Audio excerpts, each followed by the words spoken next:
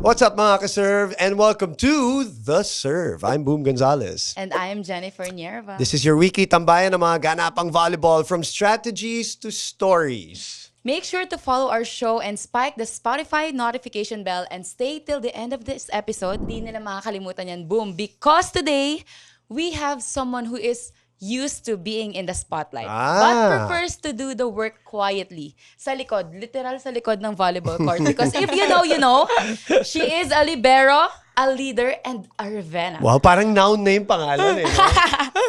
Description na yung pangalan eh. Alam na natin to kung sino? Welcome to The Serve, Dani Ravena!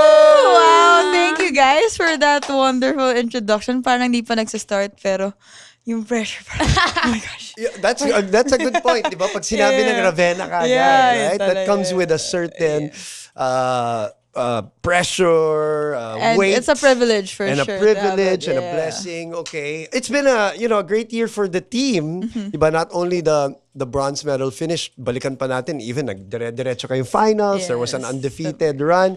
For you guys, how has it been? The expectations obviously get higher when you start winning. The pressure goes on. Alam mo na yon. Yeah. But tell me how has the performance been, and how have you been able to maintain it? You're not mentally handicapped by the weight of that pressure.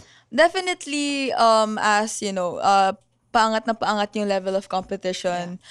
And it helped also na the drafting also started because now all the teams are leveling up. And, you know, as someone who started from the very, not even bottom, but when Akari started, it was us, a few of us who are still here in Akari, and we're so blessed to be really able to see it, yung growth ng Akari. Kumbaga, alam namin kung gaano namin pinaghirapan and, you know, trinabaho para mapunta sa level na to. And it's not even close to where we are. I mean, every team naman, they really want the championship.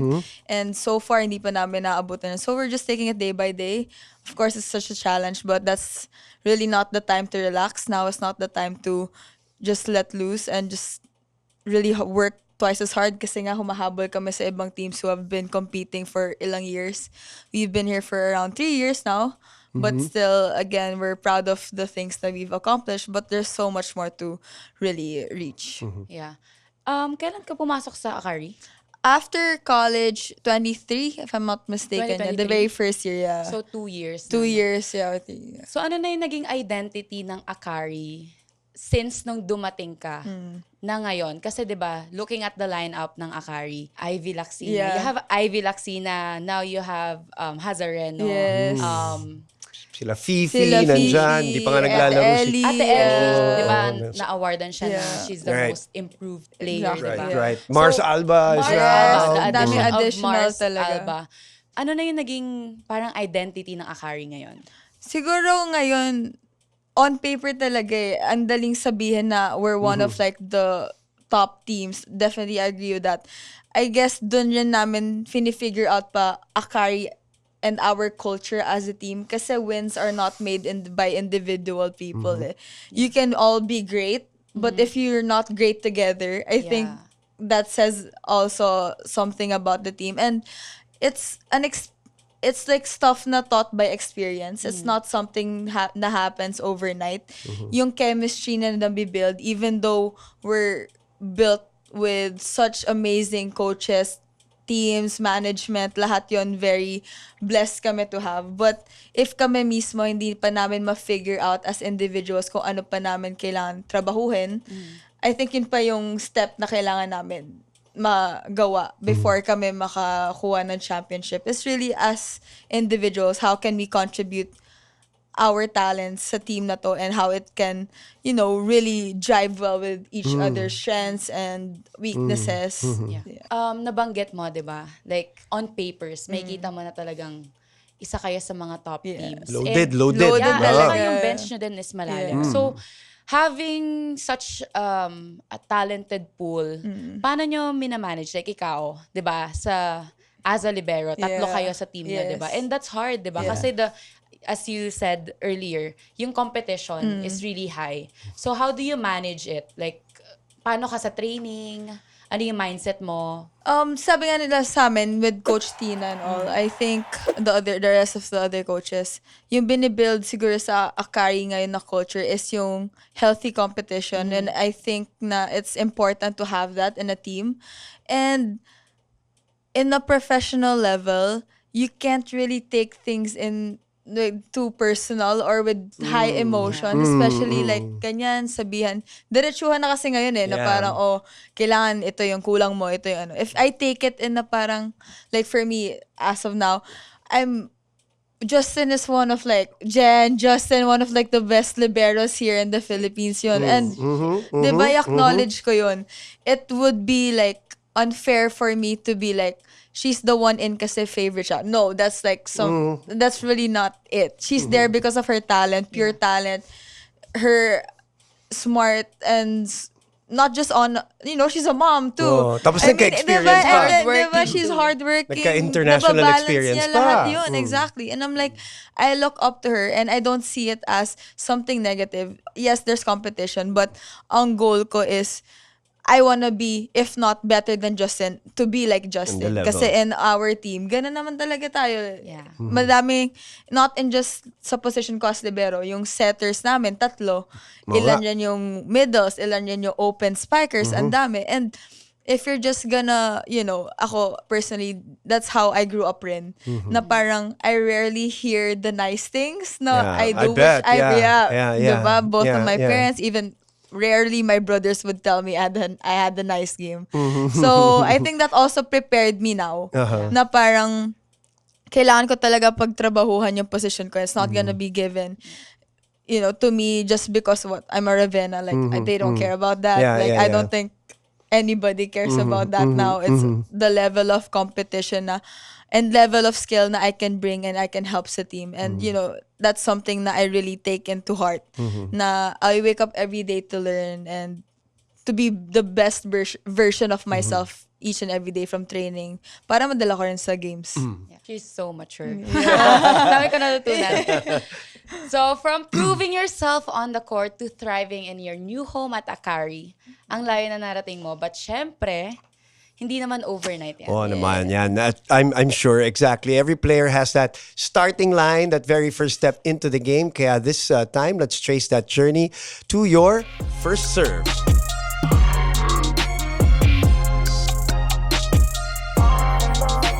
Here at the first serve, syempre, the serve natin, pasalamatan ang past for making us the athletes we are today. Kaya now, balikan natin kung kailan ba nagsimula mag-serve ng sarili mong chapter si Dani, not just bilang a Ravena, but your own person, as they say, no? So, we all know the story already. No secret, your family members, well-known athletes, your dad, mom, whom I worked with for many, many years.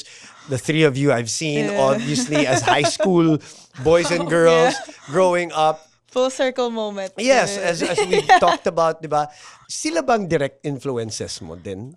Or meron outside influences? That's my first question. My follow-up question kaagad dyan, Dani, is that parang, I've always wondered, and I know I've never asked you this, na parang, was sports really the thing? O parang, did you want to do something else? Or parang, were you kind of molded na it had to be sports also? I think surprisingly, kasi I started talaga, I did ballet, I did theater. Surprisingly, kasi parang ako, I'm not graceful now. So sabi ko, baka it's really not for me. But I think my mom really tried it out na hindi talaga sports. Kasi inevitable na if I'm gonna fall in love with the sport, it's, I'm gonna fall in love with it naturally. She wanted that. Okay. Kasi if she's gonna, like my parents, I think I'm also lucky na nauna yung dalawa kong kuya. So yung trial and error na test na nila sa kanila eh. So even with, I think out of the 3 of us, ang pinaka-natural born athlete was Kiefer. Na since like he was 4 years old, Yun na basketball talaga, na yung yun na hawak talaga. niyang bola. Right, And like, right. inevitable na maging basketball player siya. With Kuya also, he tried soccer, track and field, he tried baseball. Before he really fell in love with basketball, he nag-start siya ng full-on basketball was really like third year high school. High school na, yeah. That's right. Kaya I diba, remember. every time na parang nagulat na lang yung mga tao na, biglang tumangkad si Kuya, biglang naging muscular. So that's when he really like was dedicated to basketball. But for me, I distinctly remember I was in theater school and I was a butterfly. May home videos kami, lagi kong pinapanood. Like literal butterfly. Okay, yung role klaruhin ko. natin yan. Parang background role ko talaga was butterfly ako doon sa garden, yung scene, ganyan. And then nagbe-video yung mom ko. And then may siguro, I don't remember him. If you remember me being your classmate in theater school, I'm so sorry. Pero, parang bumblebee siya. Okay. May antenna ako rin sa costume ko. Ganyan. He was playing with it while we were performing. Ito na yung parang 2 weeks kang nag-theater school and then may performance, big performance with your relatives and all. And then, kinukulit niya yung antenna ko while we were performing. Tapos nakita ng mom ko, tinaas ko pa daw yung skirt ko. And then, sinipa ko daw siya. Tapos sabi ng mom ko, okay, athlete siya. Then niya na-realize, okay, athlete po siya, hindi po siya part dito. So, nag-sorry siya dun sa lola. Paru-paro. No, nakatabi nila. Sabi, ay, sorry po, ganyan. Pero that's when I think it's such a funny story. But then that's how my mom... And that bumblebee guy is here in the studio with us. Hello! Sorry. Babalikan ka daw niya. Parang nababawi siya soon. Pero shout out to you, Mr. Bumblebee. Sana hindi siya na-trauma. Sana ka pa rin, actor ka pa rin now. Yes, But I think that was also a way of helping us figure out what we really wanted to do in life. Yung hindi forced. But what was the sport? I started with badminton talaga. Competitive, yeah. I met you were playing badminton. Yes. Pero I would go to games na with my mom. Sa Phil Oil pa yun. Which yung is games where I nila. met you. Yes. And like, I would just stay there kasi sports analyst na yung si mama ng time na yun. Partner ko na so, siya nun. Boom and Mosey na yun. Yes. So, nang malaman natin. what year, Kuya Boom? A few years ago. What year, Kuya Boom? Research. Yeah. May kita niya yun. What year dun? Tapos, actually, volleyball wasn't that big yet. It wasn't. So, I would just, libre pa nga yung tickets Kahit pa saan ka lang minsan umuupo sa likod namin. sa likod I ako, remember, nakanood lang. And then, even though badminton yung sport ko, parang, ang saya, parang nakikilig ako pag, kunyari, nag-high. I remember, sila Ate Ging Balse pa yung sa UST, no? Ayun talaga, na parang pag nag-high sila sa akin. Kasi I was this little kid na naglalakad, tumatakbo lang doon. Tapos pag nag-high sila, parang sobrang kinikilig ako. Like, they know me, ganyan. And that helped me also love the game naturally. And I think when you force someone, especially when you force your kids to do something, madali lang makrack yun sometimes pag nahihirapan na, pag hindi na nakukuha yung, kumbaga, yung wins or like, hindi na yung good stuff yung nakikita. I think doon nabe-break yung love for the game kung na-force siya into that person. Pero sa amin, we're lucky na naging patient rin yung parents namin with us, really like, figure out what we wanted. Kahit naman yung nag-start ako mag-volleyball, I think, it was just like a random day. Sabi When ko was lang it? sa mom ko, I think grade 7. Anong year to? Parang 2013. Then medyo 2013. considered na siya late kasi pa-high school na ako nun. Others started volleyball in a you were very younger, young age. right. So parang I remember just one car ride. Sabi ko lang sa mom ko, mayo ka na mag-badminton. Gusto ko na mag-volleyball. Tsaka na-feel ko yung sense of like wanting to be in a team. Kasi badminton ako solo singles or Good doubles, point. dalawa lang kayo, ganyan. So when I go to training, parang ang boring, di ba? Ang boring kami lang ni coach, ganyan. Okay, saya. Pero nakikita ko yung brothers ko, sila out of town, kasama nila yung team. Right, Parang field trip. So parang ako, parang fun. Parang din ko rin na-realize, parang fun to be in a team sport. So eventually, that's when I started na, okay, I want to try out volleyball. And, my mom was never parang, take it slow, like, chill ka lang. She was like, okay, gusto mag-volleyball.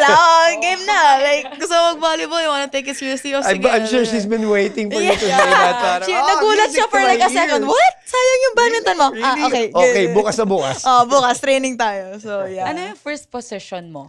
high school setter ako. All my high Setter? school life until first year college with Coach Tai.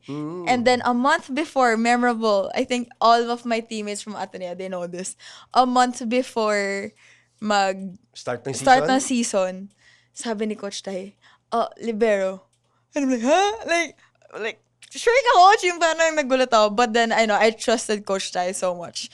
And he was also one of the reasons kung bakit tumatag ako sa volleyball, yung loob ko. Kasi we all know Coach Tai and his passion for the game.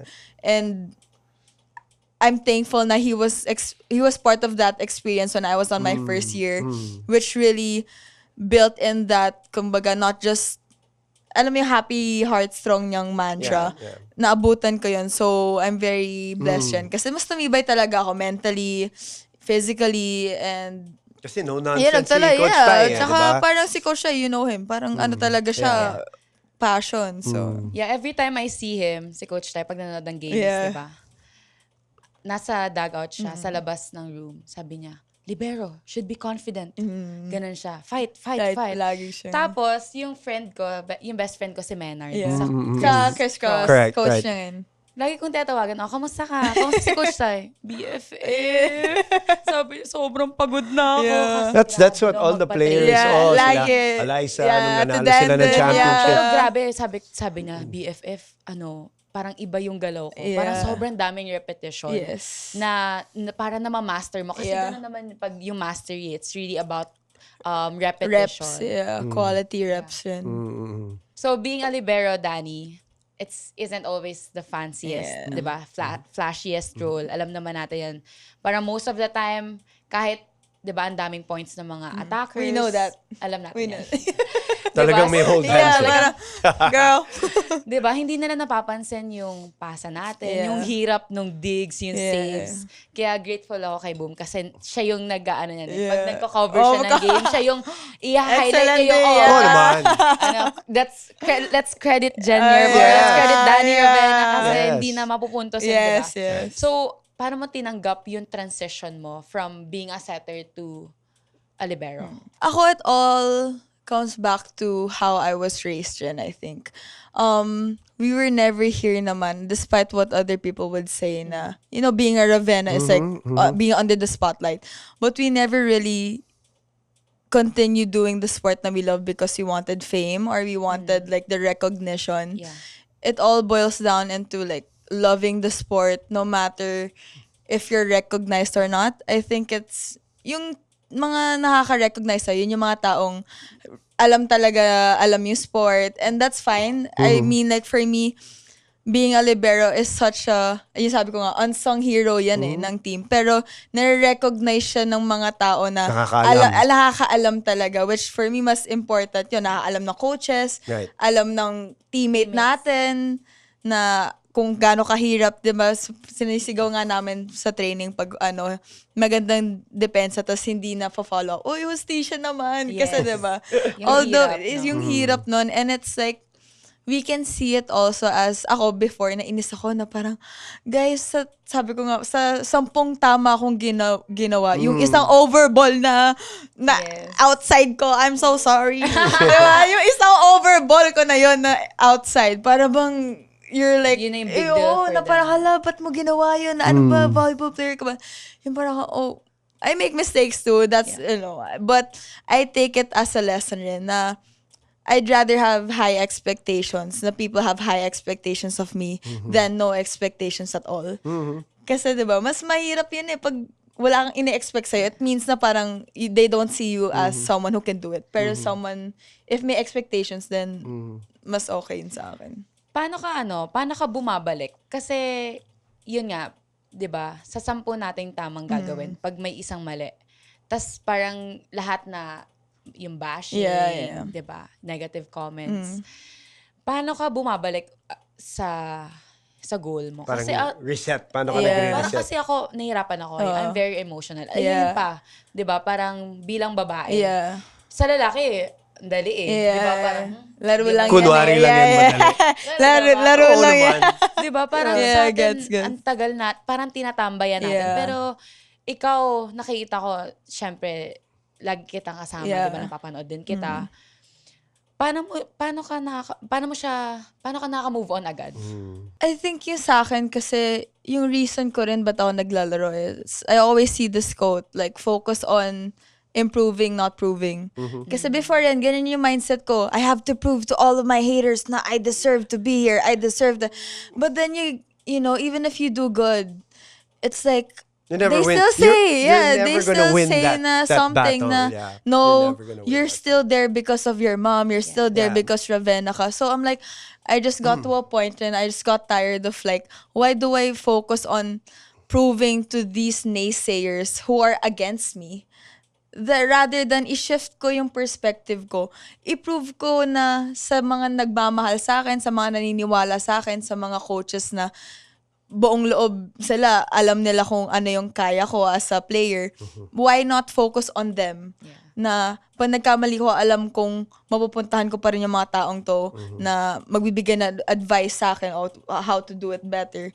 So I get it. I'm also an emotional player. I love volleyball. I love it so much to the point na even if ang dami nagsasabi na I don't deserve to be here, like I don't think anyone can tell me na I don't deserve to be here because I do put in the work. I do go to training every day.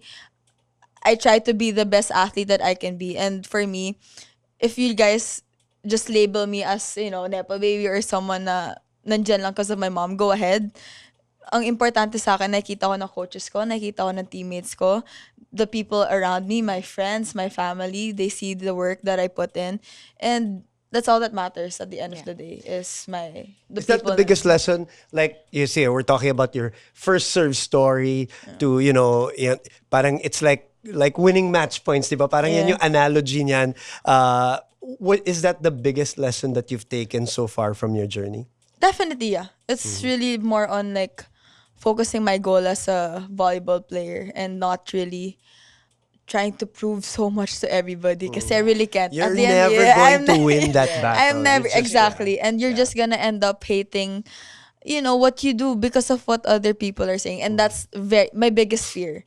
My biggest fear is to stop volleyball, not because I want to stop, but because the fear of what other people will say. Yun yung outside perception. Yeah, outside perception. Gusto ko pag tumigil ako mag-volleyball, it's not because In your own terms. ayoko na marinig kasi yung bashing. Right, Ayoko right, na. That's never gonna be the reason why I'll stop. Right. Yeah. Grabe no, from just playing around to realizing now, wait, this is it. This is what I want to do. Ibang level na yan. Yeah, and those highs and low moments for Dani are what really define an athlete's journey. Alam na alam mo rin yan, Jen. Kaya this time, let's go beyond the surface with our next segment. Let's dive in.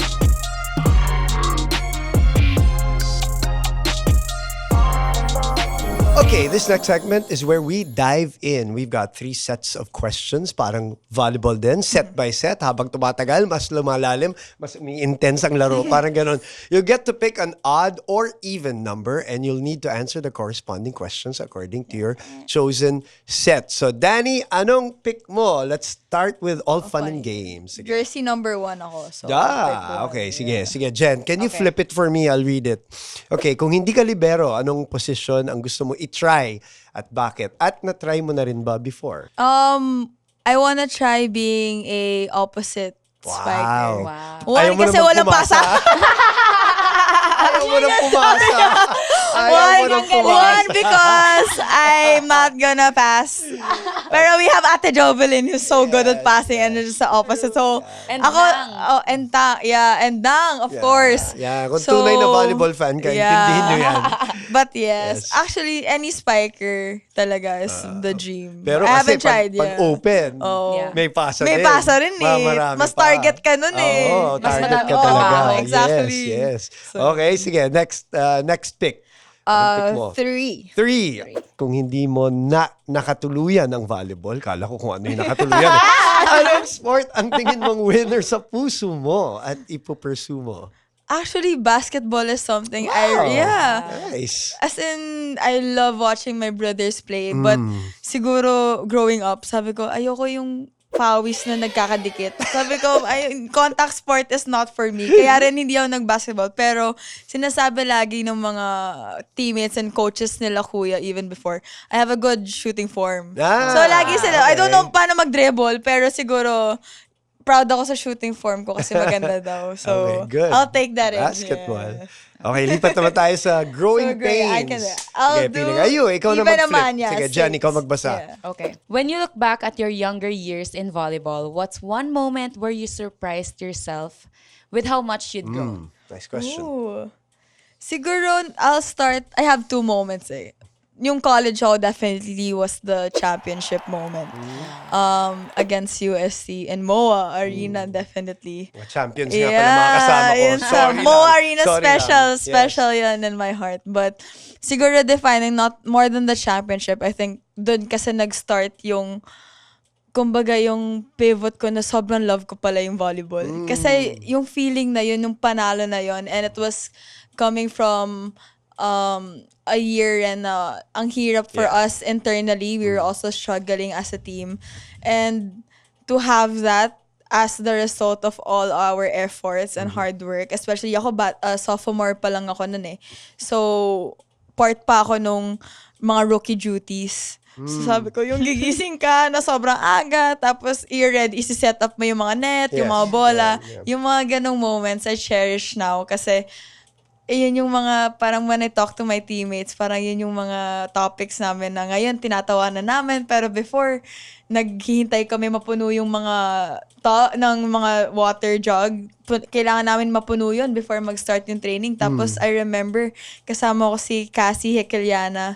She was my co-rookie nun. Sabi ko, ba't ba natin? At 5 a.m. kasi the call time is 5:45. So we have to be there before.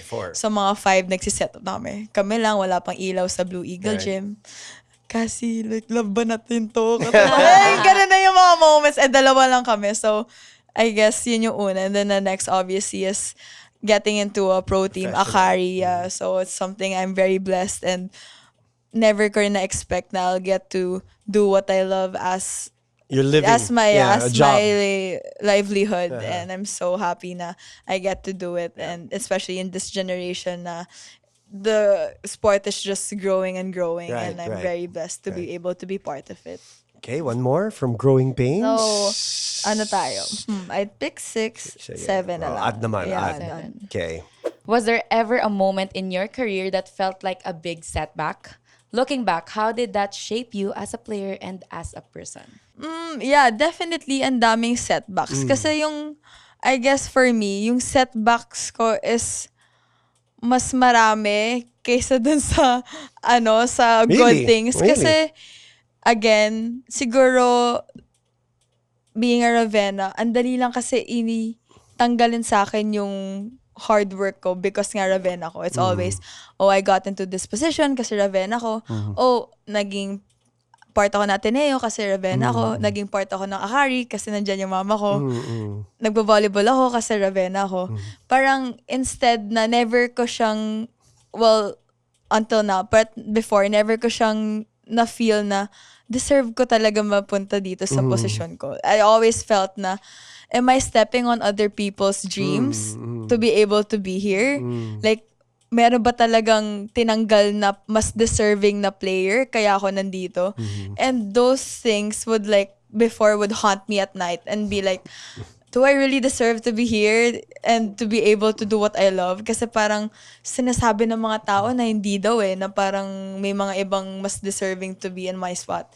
But then eventually, with the help of my family, of course, with the people na I love, my teammates, I do deserve to be here because I put in the work. I don't take away the privilege that I have, the connections na my parents have built throughout the years, but I'm proud enough and I'm confident enough to say na I never paid any coach, never paid any team, never paid my way into the sport that I love. It's all pure talent na nakita sa akin ng coaches ko. It's all pure heart and passion and work na ako pa rin naman yung pumapasok sa training every day. Right. So, honestly, it took a lot of time to be able to get to this mental state na I am I'm in. sure.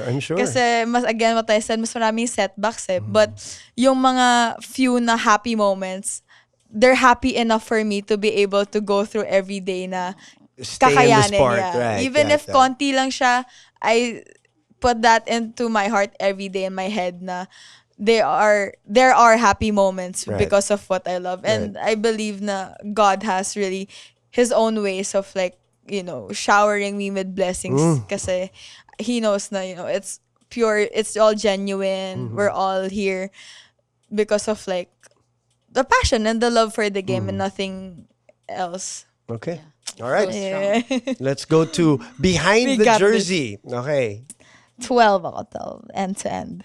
If little Dani were listening right now, what words of wisdom would you want her to hear? You deserve everything that you have now. I think that's one of the things that I really just tell myself. And you deserve to be happy and with what you're doing, which is volleyball. You deserve na you get to wake up every day to be able to do what you love.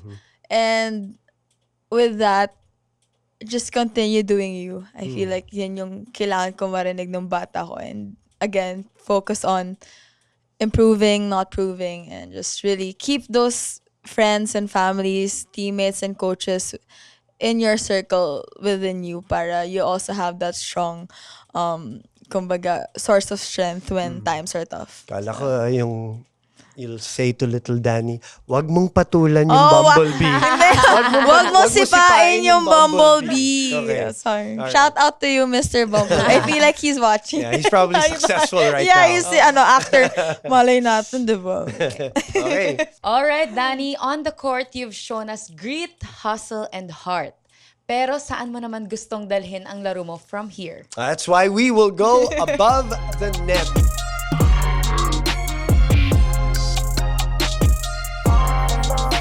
Okay, so sa above the net, walang paligoy-ligoy. Okay? Palo agad sa mga tanong tungkol sa future ng laro at career. Yan.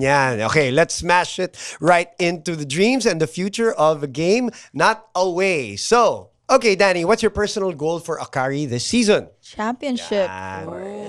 Sorry. Walang. Yan din sagot ko eh. Pareho lang naman kayo na sagot. Yan din Safe sagot ko space. eh. Yeah, Safe space.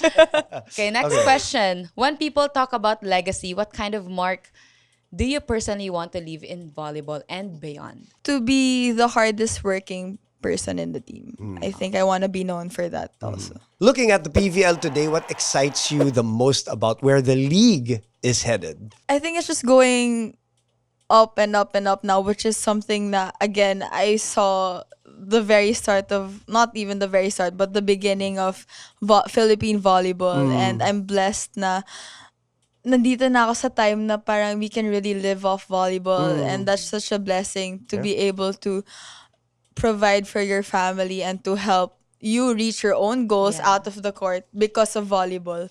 Parang ako, sobrang blessed ako nun kasi yun lagi yung reminder sa akin ng mom ko eh. Kasi during her time, wala pa masyado. No professional wala pa, league. it's not Yeah, a pro right. league. All thanks to them. They've Grateful set the for the stage. ates, Yeah. the titas na. Baka magalit yung mom ko baka. yung mga teammates ng mom ko baka tawagin ko tita. But yeah, I'm very blessed. Talaga. Okay. Last question, Dani. If you had to sum up this season in one word for yourself, what would it be and why? Sum up. Siguro, I'll just say growth. On and off the court. Okay, why? I feel like mentally rin kasi I'm reaching to a point na, again, what I said a while ago, nasa pro ka na eh. So, before, medyo naintindihan ka pa ng mga tao, when you have your bad days in college, okay lang yun eh. Na parang, baka off lang, easy na. May school kasi. May exams, baka may ganyan. pagod, Right, ganun. right, Pero sa right, pro right. kasi we're actually getting paid to do our Yeah, very it's a best to job. keep our, exactly, to keep our bodies at their best shape, Right. mentally. And I know it's hard. It's not, it's not easy with this generation na, social media is always here. It's not something always na, watching you. it's always watching watching you guys. good or bad, may masasabi at masasabi. But hindi wala na tayong time magmukmuk eh. Wala na tayong time No na to have excuses. self-pity and be like, oh, kawawa ako, ganyan. It's okay. You have this show to, therapy Yeah, session. therapy nga. Lagi Sabi ko natin nga, sinasabi, sabi namin therapy every 5 years you get to go back. But yeah, all jokes aside, I guess, it's really just that. Trabaho lang talaga yung pro na to and hindi nawawala dun sa trabaho dapat yung passion. Kasi sometimes you forget now, it's just work. Nawawala na yung the essence of why we do it. It's the love and passion for the game, which I really keep in mind. Although it's work, it's still something I love. Grabe, Dani. I really love your answers. And nakita ko kung gaano kalalim na tao. Also, syempre, sa Thank lahat ng you. pinagdaanan mo, you're so strong and you're so smart. I admire you also. Right. At kung sa laro, may one big word na tatatak, dito naman, that word could even mean everything. Speaking of words, our next stop is all about finding that perfect one word that sums it all up. This is called Set Point. All right, Dani, you've hustled with us from the very start to finish. Maraming salamat. Pero ito na, last rally of the day. Time to fire off those one-word hits. You ready? You ready? Okay, sige. Ako muna magsisimula, partner. Okay? Sige. Favorite UAP season ko is 81. 81. Okay. My favorite volleyball libero is... Justin. Justin Hazareno. Idol ko sa volleyball, volleyball in general. Volleyball. Who's your volleyball Ang idol? dami nila eh. I would say talaga si Nang Aisa. Very good answer. Okay. Ang favorite kong spiker na idig or na i-floor defense, I see. Lahat ng import.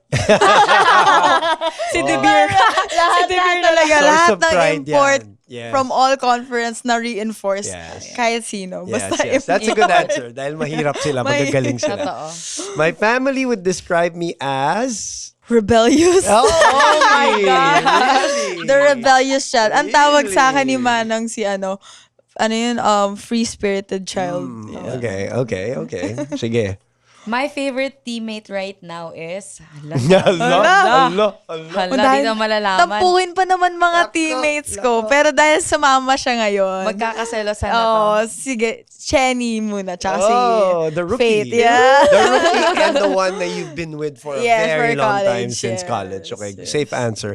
Sa parents ko, ang mas nagbibigay ng tough love, I see. Mother. Mother. Of course. Mother. Since you are very hardworking, anong favorite workout song mo? Oof, dami yan. Lahat ng, any song by Nicki Minaj. Probably. Minaj. Parang hype. Tapos. Yeah. nakaka-hype. Gets. Okay. Girl power. All right. Yes, exactly. Being a libero is the best because...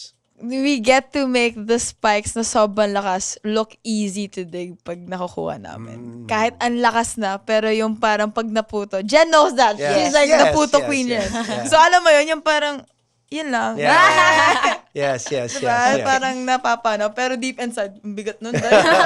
Yes. Okay. Okay. My teammates would describe me as... They said kanina, crazy. Crazy. Okay. Ang pinaka-competitive sa bahay, I see... 30, Ravena, hands down. Shout Everything's a competition Shout with out. that Really, child. really. Crazy. Okay, ito last. Quiet. Don't tell mom and dad, but I need your help, kuya. Sino? 30 rin. 30 pa rin. Pagdating 30 sa pa rin. serious, sige, Manong, Kiefer, ganyan. Pero pag yung mga, mas ka-vibe ko si kuya. Pag sa mga, Mas magkatabi naman Yeah, talaga yeah. kayo. There you go. Okay, saludo kami sa mga take mo at saka sa mga answers mo, Dani. Makes you realize na minsan home is where you catch all the little traditions and values without even noticing. Hindi lang pangalan ang minamana natin but also our way of life. Kaya kayo, mga ka-serve, kung may isang legacy from your family na gusto nyong dalhin at ituloy, ano yun? Baka yung Sunday family lunch na never pwedeng mawala. Yeah. o yung legacy ng tsinelas na laging nakatambay sa pintuan? Kayo, anong pick nyo? Comment down below kung ano sa inyo. And habang nagko-comment kayo, don't forget to follow The Serve with Boom and Jen on Spotify and of course all our socials. Kasi deserve nyo rin na lagi kayong busog sa latest kwento at chika ng volleyball. So thank you again, Dani Ravena. Yes! Thank you, Dani. Thank you, guys. That's it for today. I'm Boom Gonzalez. And I'm Jennifer Nierva. Bye guys! Kita-kits sa next episode.